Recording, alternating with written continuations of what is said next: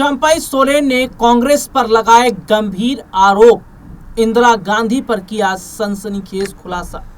आदिवासियों का दर्द देख रो पड़े चंपाई सोरेन। दरअसल अपने दर्शकों को बता दें कि चंपाई सोरेन इन दिनों चर्चाओं में है। चर्चाओं में रहने की दो खास वजह है। पहला वो कि क्या बीजेपी में सब कुछ ठीक नहीं चल रहा है, क्या चंपाई सोरेन बीजेपी छोड़कर जेएमएम की तरफ जाने की कोशिश कर रहे हैं, क्या जेएमएम के साथ आने की कोशिश कर रहे हैं। और दूसरी सबसे बड़ी बात है कि चंपाई सोरेन ने एक बड़ा बयान जो कांग्रेस पार्टी को लेकर दिया, वो ये बताता है कि क्या चंपाई सोरेन ने जो कहा वो ठीक है।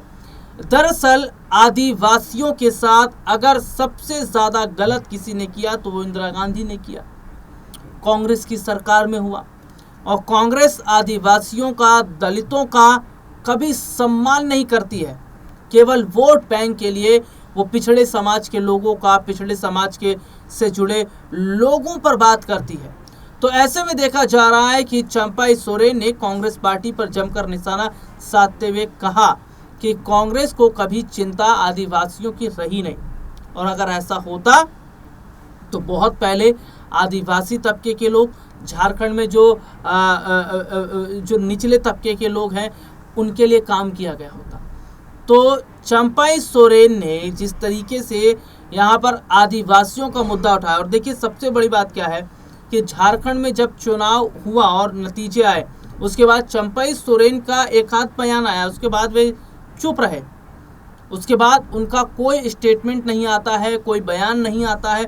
और अब ऐसे में देखा जा रहा है कि चंपाई सोरेन ने जो आदिवासियों को लेकर बयान दिया, उनके साथ जो हमदर्दी की बात कही है। हालांकि चंपाई सोरेन का झारखंड की राजनीति से पुराना रिश्ता, पुराना इतिहास है।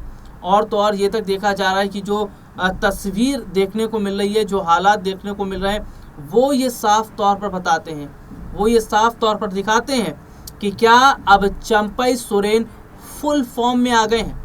और सबसे बड़ी बात है कि जो चंपाई सोरेन बीजेपी छोड़ने की बात कर रहे थे, अब वो प्लेटफॉर्म पर आ गए हैं। अब वो बीजेपी के साथ मिलकर जेएमएम को घेर रहे हैं, कांग्रेस पार्टी को घेर रहे हैं। तो क्या जो नाराजगियां चंपाई सोरेन और बीजेपी के बीच चल रही थी, वो क्या खत्म हो गई है?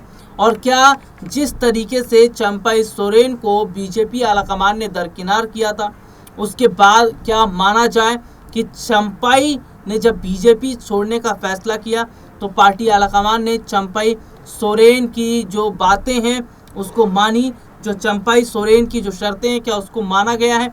और क्या जो नाराज़गी चंपाई सोरेन की बीजेपी के साथ रही है, अगर वो ख़त्म हो गई है, और अगर चंपाई बीजेपी नहीं छोड़ रहे, तो क्या चंपाई ने अब झारखंड की राजनीति को और ज़्यादा हवा देने या और ज़्यादा उसको तूल देने का काम कर दिया? और जिस तरीके से वे आदिवासी तबके के लोग हैं, वे पिछड़े समाज के लोग हैं, उनका मुद्दा लगातार उठा रहे हैं और कांग्रेस पार्टी को घेर रहे हैं, क्या ये माना जाए कि झारखंड में अब एक बड़ा चेहरा चंपाई सोरेन को बनाने की पूरी तैयारी भारतीय जनता पार्टी कर रही है? आज के लिए इतना ही। आपसे फिर दोबारा मुलाकात होगी, तब तक के लिए इजाज़त दीजिए। नमस्कार।